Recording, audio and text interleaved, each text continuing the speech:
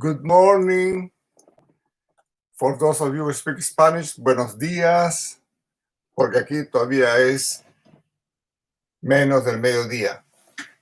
Para los que hablan japonés, ohayo gozaimasu.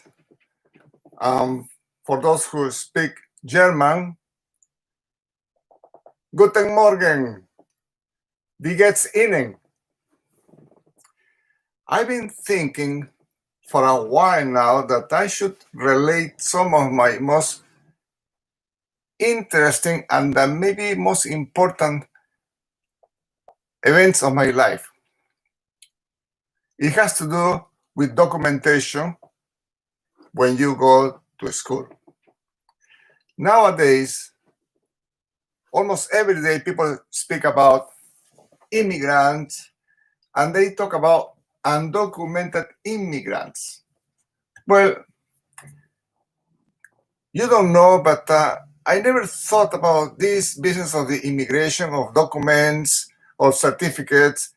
I never thought about this until I finished medical school when I wanted to come to the United States to further my training. So what happened? I went to the Peruvian office where they issue passports, because I didn't have a passport, of course. And to travel, you have to have a passport and a visa, etc. So I found out that I couldn't get a passport. Why? I didn't have a birth certificate.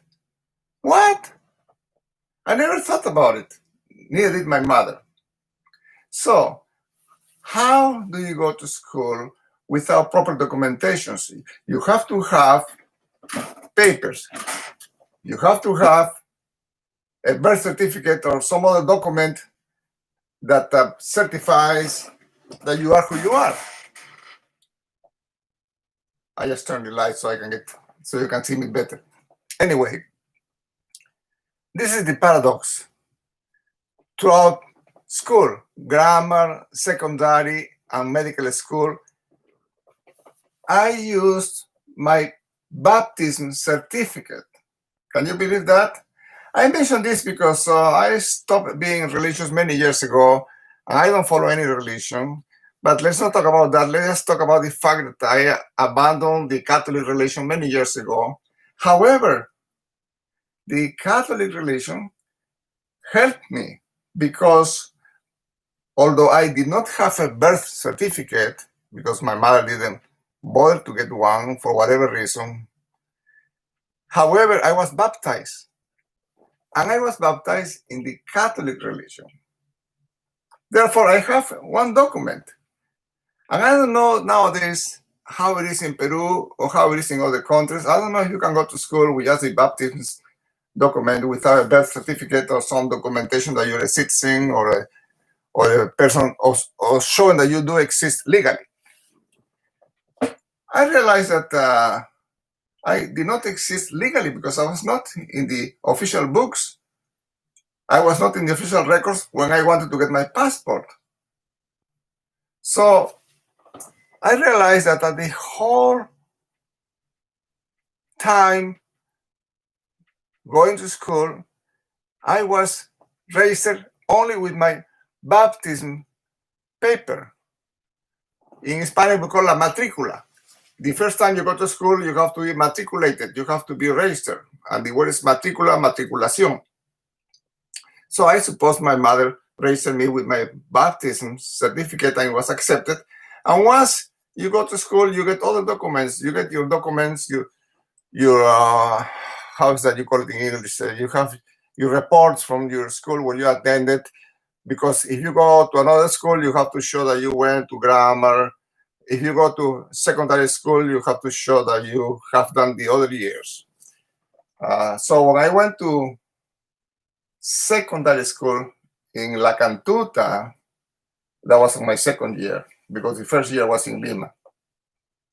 I had my transcripts, the transcripts. I had my transcripts from previous schools. And that was good. Nobody ever asked for my birth certificate.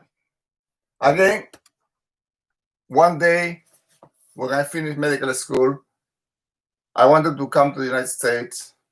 At that time, we were living in Puno, in Peru, for 2 years with Marcela. We just got married. We were 2 years in Puno, and I had 2 kids, Victor and Raul, and I didn't want them to be raised in Puno, of course. So I wanted to seek a better life in the United States or in any other country, but the United States provided facilities to go and study.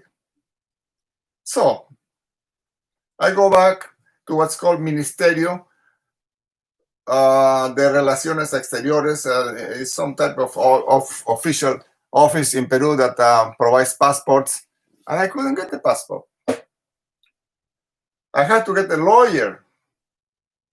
A lawyer had to register me as a citizen. The application had to go to a judge, and he has to publish in an official newspaper called El Peruano for 7 days to make sure that nobody has any opposition. Once that gets approved, then you can go with that document to the office of Peru, and you can apply for a passport.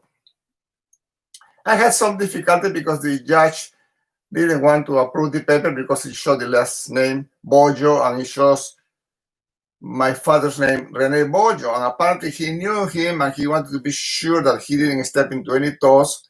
So I went to my father, and I'm pretty sure he didn't have any objections because in a few days I obtained the approval from the judge, and with that document I was able to get my passport. Once I had my passport, of course, the rest was much easier. I went to the American Embassy. Of course, after getting the contract from the United States, I did apply to do a residency in pathology. That means training in pathology at the University of Alabama in Birmingham. They sent me the contract, and with that paper and with my ECFMG, my Educational Council for Foreign Medical Graduates document, I went to the embassy and applied for my visa as an exchange visitor. I forgot the name, H4, I believe. They had exchange visitors. It's valid as long as you stay within the program. Anyway, I was able to come to the United States on January 9, 1969. Now I think, can you imagine what would have happened if I didn't get my documents in order? Had I been able to study to go to come to the United States? I don't know. Of course, that's water under the bridge. But now, come to think of it, it was something very interesting and very important, because without that, I wouldn't be here. And I don't know what else I could have done. Maybe I stay in Peru. Eventually, I suppose I would have gotten my birth certificate. In Spanish, for those of you who understand, partida de nacimiento. Partida de nacimiento. But I went through the whole schooling system, from grammar to medical school, with my certificado de bautismo, baptism certificate. So in a way, I had to be grateful to the Catholic religion, because I don't know if I had been baptized in another religion, I don't know, but my family was Catholic. Most of my family, most in Peru, are Catholic. So I had my Catholic baptism. I had that. I believe I still have the document somewhere. Without that, I would not have been able to come, because I would not be able to get a passport. I think this is very interesting. I think you might want to know this facet of my life, because if I didn't come to the US, I might have stayed in Peru, and who knows? I don't know. But there's no point in going over that now. I just wanted you to know this episode. I think it's interesting. I found it very important. Thank you. I will try to keep making videos as I remember of all the things that happened in my life. And I hope that you will comment and ask questions. That will help me make more videos. Goodbye. Hasta la próxima. Hasta la vista. Matané. Auf Wiedersehen.